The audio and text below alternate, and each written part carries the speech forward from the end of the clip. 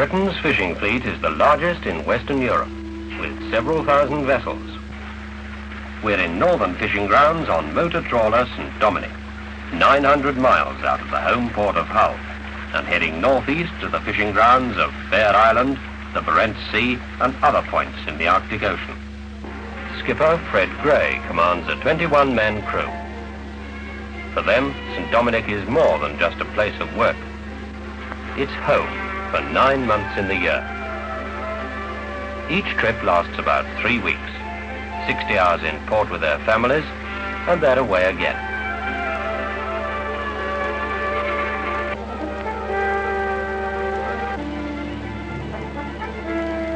Below, there's 100 tons of fresh ice to be broken down and spread through the hold. On deck, Peter Thundercliffe, the mate, and deckhand Don Kearley work on the main net. For protection during fishing, 6 cowhides are laid overlapped and sewn with twine to the underside of the trawl. It's the side that will trail and scrape along the seabed. Without the hides, the net would show gaping holes within minutes. Though they look a little primitive, no new material has been found that can stand up so well to the rough wear and tear. We're 1,500 miles from home and almost ready. As always on deck, everything at hand is cold and damp and rough.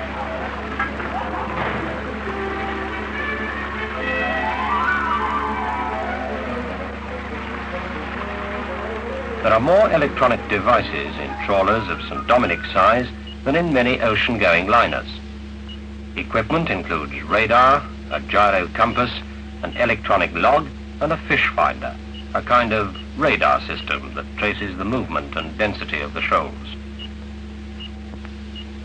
There's a good signal, and the skipper decides to shoot the first trawl.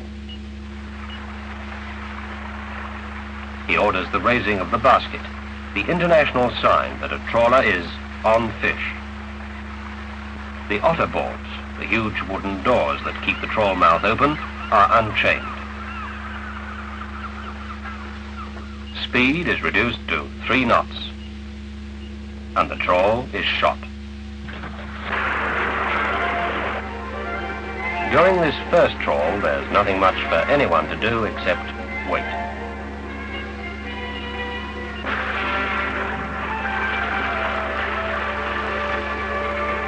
With 3 hours gone, the skipper gives the order to haul in. It's a full bag. There must be close on a ton of fine cod, haddock, plaice, coley, and redfish.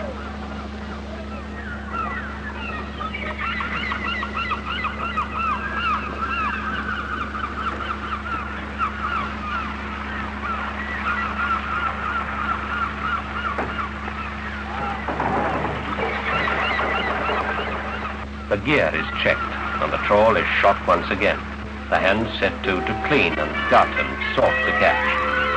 The sooner the job is done, the more time they'll have to relax in before the next haul. Fresh seawater is pumped continuously into the fish washing tray. The overflow washes the fish down the chute and into the fish room. The sorting, shelving, icing, and general care of the fish is the charge of the mate. He sorts the catch into size and type, and Ernie Keel, the fishroom man, arranges it on ice 2 or 3 layers deep.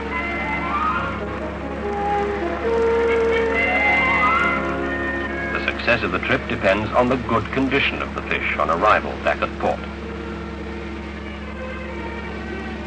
Like most trawlers, St. Dominic is equipped with a cod liver oil plant.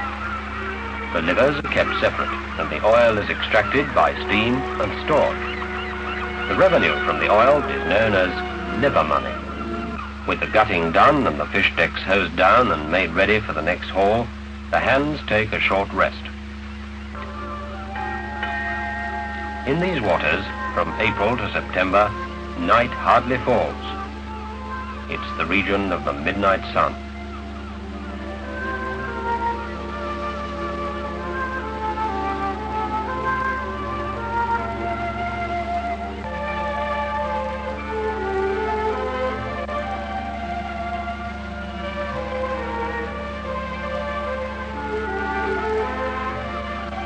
Russians, Norwegians, Icelanders and Germans are among the night neighbors.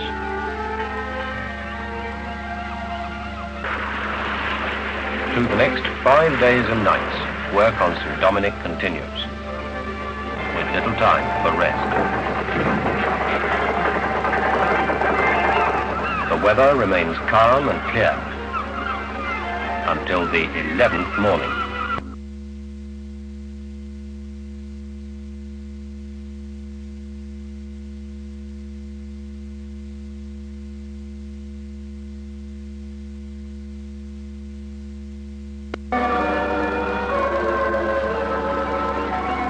With a high wind, black frost can be an extreme hazard. The biggest danger is that the ship becomes so top-heavy with ice that it capsizes. The wind keeps off, and the ice is kept under control by steam directed onto the gear. Fishing goes on as usual.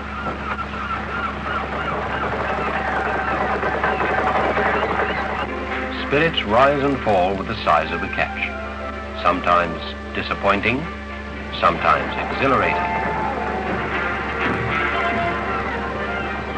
By the 14th day, though the quality of the fish is good, the size of the catch is well below what it should be. Dawn of the 15th day brings a cold, clear and deceptively calm scene. For the telltale signs in the water mean trouble to come. Unusual for this time of year, the wind is in the northern quarter and has driven before it hundreds of square miles of pack ice and covered up vast areas of good fishing ground. The skipper tries going through the ice and around it, without success. By late afternoon, he gives up the struggle and steams east.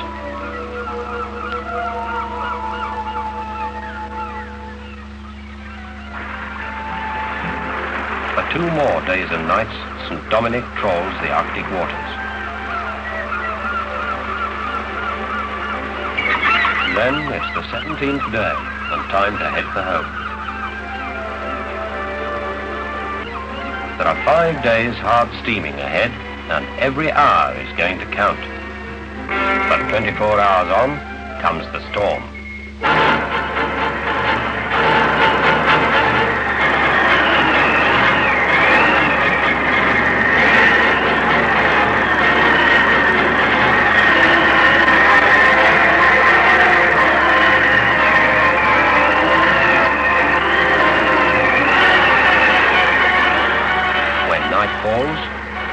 Darkness for the first time in 2.5 weeks, still the storm continues.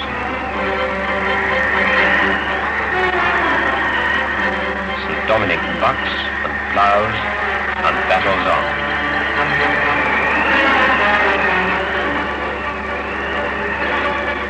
Next morning, the force of the storm seems to be spent.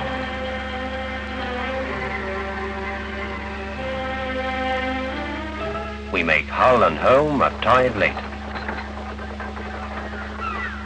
The last trip was a good one. This one, not so good. For Skipper Gray and his crew and the St. Dominic, better luck next time.